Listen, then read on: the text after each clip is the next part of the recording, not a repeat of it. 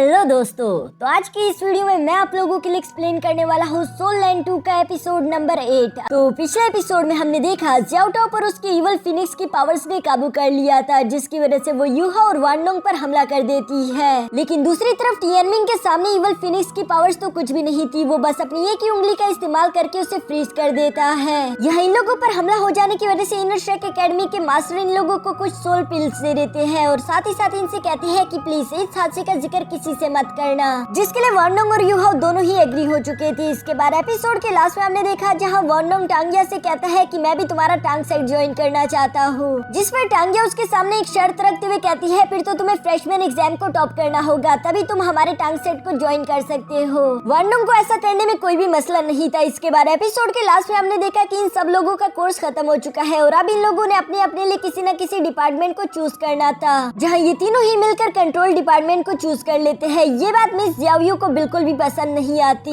अब आगे तो नेक्स्ट एपिसोड की शुरुआत बिल्कुल उसी सीन से शुरू होती है जहां मिस ज़ियाओयू ने इन तीनों को ही अपने सामने रोक दिया था। साथ ही साथ वो यहाँ पर इनसे पूछती है कि बताओ आखिर तुम तीनों ने ही एक साथ कंट्रोल डिपार्टमेंट को क्यों चूज किया। यूहो बेचारा भी कंफ्यूज होते हुए अपने दोस्तों की तरफ देखते हुए मन में सोच रहा था कि मेरा तो ठीक है कि मैंने कंट्रोल डिपार्टमेंट चूज किया, लेकिन इन दोनों ने ऐसा क्यों किया। तभी मिस ज़ियाओयू यहाँ पर यूहो से सवाल करते हुए पूछती है कि सबसे पहले तुम बताओ कि तुमने कंट्रोल डिपार्टमेंट क्यों चूज किया, जिस पर यूहो आगे आकर बताता है कि मैं अपने सोल डिटेक्शन टेक्निक की मदद से आसपास की चीजों को अच्छे से देख सकता हूँ। इसके अलावा मेरी स्पिरिचुअल आइज और ghost shadow technique control department के लिए बेहतर रहेगी। इस बात में सेंस भी लग रही थी। दूसरी तरफ वानडोंग तो जानता था कि उसने यूहा की वजह से कंट्रोल डिपार्टमेंट चूज किया, इसलिए वो छुपने की कोशिश करता है। लेकिन मिस ज़ियाओयू उससे देखकर कहती है कि वानडोंग आखिर तुम चुप क्यों रहे हो। वानडोंग भी धीरे से आगे आकर कहते हैं कि प्लीज मिस ज़ियाओयू आप गुस्सा ना होना, मैं जानता हूँ कि मेरी कंट्रोल स्किल्स क्या है। असल में मैं बैटलफील्ड में अपनी विंग्स का इस्तेमाल करके अपने पूरे एरिया को कंट्रोल कर पाऊंगा, साथ ही साथ अपने दुश्मनों को भी हराकर कंट्रोल कर दूंगा। ये कितना ज्यादा बेहतर है। मिस ज़ियाओयू ये सुनकर कहती है कि मुझे लगा था तुम बहुत ज्यादा समझदार हो, लेकिन तुम तो उतनी ही ज्यादा बेवकूफ हो। आखिर तुम अटैक स्किल को कंट्रोल स्किल के साथ कंबाइन क्यों कर रहे हो। चलो जल्दी से अपना कंट्रोल डिपार्टमेंट हटाकर अटैक डिपार्टमेंट लगा दो। ये कहते उसने फॉर्म वानडोंग को वापस दे दिया था। साथ ही साथ मिस ज़ियाओ यहाँ पर ज़ियाओ से कहती है कि तुम बताओ, मुझे लगा था कि तुम्हारी गार्डियन सोल एक सोल सीलिंग कैलिड्रोन है, आखिर वो तुम्हारे कंट्रोल में कैसे मदद करेगी, प्लीज एक्सप्लेन करो।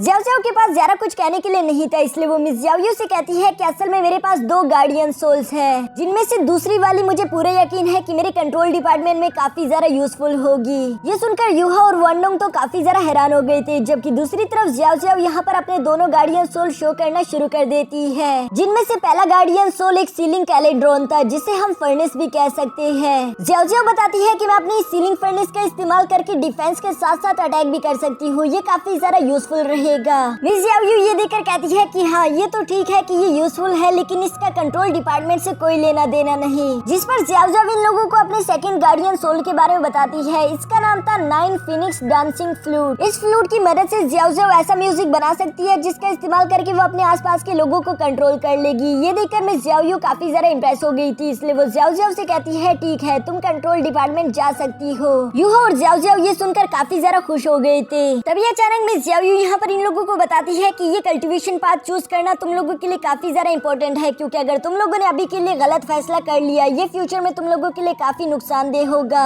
इस गलत फैसले को तुम लोग बाद में ठीक करने पर अपनी काफी ज्यादा एनर्जी वेस्ट कर दोगे और मैं ऐसा नहीं चाहती, इसलिए मैं तुम लोगों के लिए एक गोल सेट कर रही हूँ। मैं चाहती हूँ कि जो फ्रेशमैन एग्जाम होने वाला है उसमें तुम लोगों को चैंपियन बनकर दिखाना होगा। अगर तुम लोग चैंपियन बन जाते हो तब तुम लोग अपनी मर्जी से अपनी कल्टीवेशन पाथ को चूज कर पाओगे, वरना अगर तुम लोग ऐसा नहीं कर पाए तो फिर तुम लोगों को मुझे ही फॉलो करना होगा, मैं तुम लोगों को ट्रेनिंग करवाऊंगी। जो कहने के बाद में ज़ियाओयू वहाँ से जाने वाली थी, तभी अचानक यूहा आगे आकर कहता है कि इस बात से कोई फर्क नहीं पड़ता कि हम लोग फर्स्ट पोजीशन पर आते हैं या नहीं, मैं हर हाल में आपके साथ ट्रेनिंग करना पसंद करूंगा, वैसे भी आप यहाँ की सबसे ज्यादा बेस्ट टीचर हो। जिस पर मिस ज़ियाओयू कहती है कि लड़के क्या तुम पागल हो गए हो, मुझे बिला वजह मक्खन लगाने की जरूरत नहीं है, मैं जानती हूँ कि बाहर स्टूडेंट मेरे बारे में क्या बात करते हैं, मैं बहुत ही ज्यादा स्ट्रिक्ट हूँ। जिस पर यूहा कहता है कि हाँ ये बात सच है, लेकिन मैंने बाकी के स्टूडेंट्स को खुद नोट किया, हमारी क्लास सबसे ज्यादा अच्छे से लेवल अप कर रही है। यानी कि आपके तरीके बेशक सख्त और कठोर है पर वो सबसे ज्यादा बेहतर है, इसलिए मुझे आपके साथ प्रैक्टिस करने में कोई मुश्किल नहीं। मिस याओयू को यहाँ पर युहाओ की बातें सुनकर काफी ज्यादा खुशी हो रही थी। वो इन लोगों को गुड लक कहकर वहाँ से चली जाती है, जिसके बाद ये लोग भी अपनी प्रैक्टिस करने के लिए रवाना हो गए थे। रास्ते में चलते हुए ज़्याओ ज़्याओ शर्माती हुई वानडोंग से कहती है कि क्या मैं तुमसे बात कर सकती हूँ, जिस पर वानडोंग बिल्कुल सख्त लौंडी की तरह जवाब देते हुए कहते हैं कि नहीं, वैसे भी 2 दिन बाद हमारा एग्जाम है, हमें जाकर तैयारी करनी होगी। एग्जाम के बाद हम लोगों को आपस में बातें करने का काफी ज्यादा टाइम मिलेगा। ये कहने के बाद वो अपने साथ युहाओ को लेकर वहाँ से रवाना हो गया था, जबकि दूसरी तरफ ज़्याओ ज़्याओ काफी ज्यादा उदास हो चुकी थी। ये देखकर युहाओ वानडोंग से कहता है, वानडोंग मुझे लगता है कि ज़्याओ ज़्याओ तुम्हारे लिए कुछ फीलिंग्स रखती है, जिस पर वानडोंग उसे डांटते हुए कहता है कि हम लोग अभी छोटे हैं, तुम्हें इस तरह की बातें नहीं करनी चाहिए, हम सब लोगों को अपनी पढ़ाई पर फोकस करना चाहिए। क्या तुम जानते नहीं कि 2 दिन बाद हमारा कंपटीशन है। वैसे उससे पहले मुझे लगता है कि युहाओ हम लोगों को जाकर ग्रिल फिश की एक पार्टी करनी चाहिए।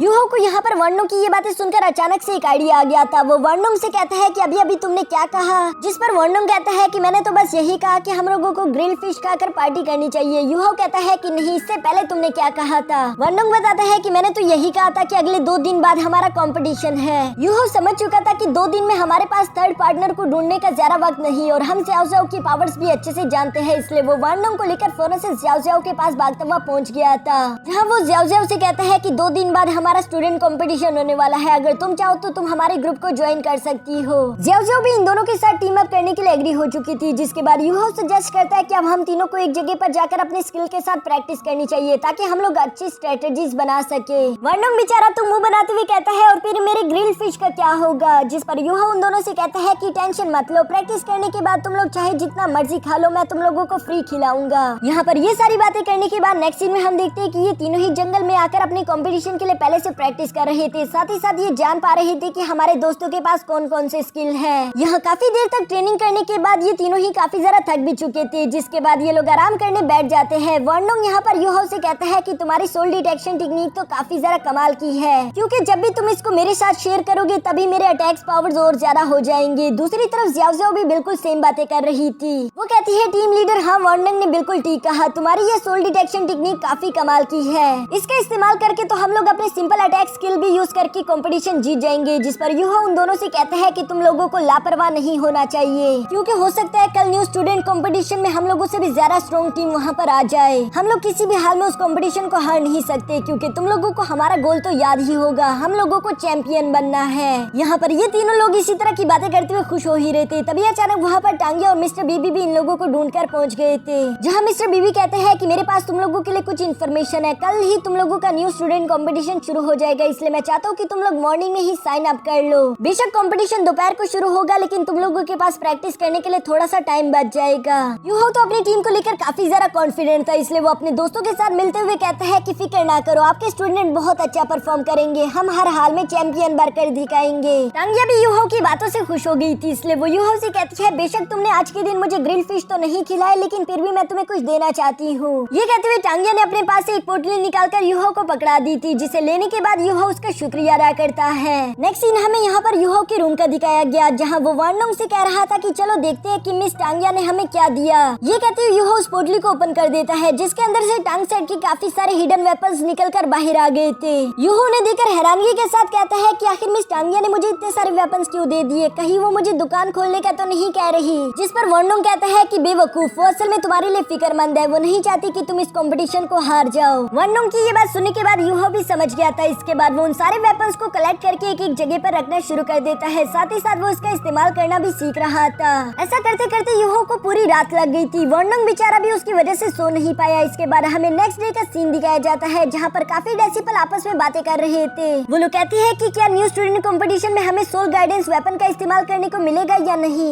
इसके बारे में इससे पहले ये लोग कुछ भी कह पाते, तभी अचानक वहाँ पर स्पीकर में आवाज आती है कि तुम लोगों के पास सिर्फ 10 मिनट है, जल्दी से जल्दी बैटल अरीना में पहुंच जाओ, क्योंकि जल्द ही तुम लोगों का न्यू स्टूडेंट कंपटीशन शुरू होने वाला है। जो सुनकर सारे के सारे डेसिपल फौरन से अरीना में पहुंच गए थे। यहाँ पर इन लोगों के सामने एक न्यू टीचर खड़ी थी, जो कि इन लोगों को बताती है कि अगले 2 दिन के लिए मैं तुम लोगों की असिस्टेंट टीचर हूँ, इसलिए तुम लोगों को मेरी हर एक बात माननी होगी। साथ ही साथ वो यहाँ पर इस गेम के रूल्स के बारे में इन लोगों को समझाना शुरू कर देती है। दूसरी तरफ युहाओ काफी ज्यादा नर्वस लग रहा था, जिस पर वानडोंग युहाओ को समझाते हुए कहते हैं कि तुम्हें घबराने की कोई जरूरत नहीं, हम लोग यकीनन जीतेंगे। यहाँ साथ ही साथ हमें रूल्स के बारे में भी जानने को मिलता है, जिसके बारे में टीचर्स बता रही थी वो इन लोगों को बताती है कि इस कंपटीशन के दौरान तुम लोग सोल गाइडेंस वेपन का इस्तेमाल नहीं कर सकते। हाँ बेशक तुम लोग चाहो तो सोल गाइडेंस वेपन के अलावा तुम लोग किसी भी वेपन का इस्तेमाल कर सकते हो। साथ ही साथ ये कंपटीशन है जिसे तुम्हें जीतना होगा, तुम लोग किसी की जान नहीं ले सकते। अगर ऐसा करने की कोशिश की तो इससे तुम्हें भी काफी ज्यादा नुकसान झेलना पड़ेगा। यहाँ पर अपने सारे रूल्स इन लोगों को समझाने के बाद टीचर कहती है कि चलो अब इस कंपटीशन को शुरू करते हैं,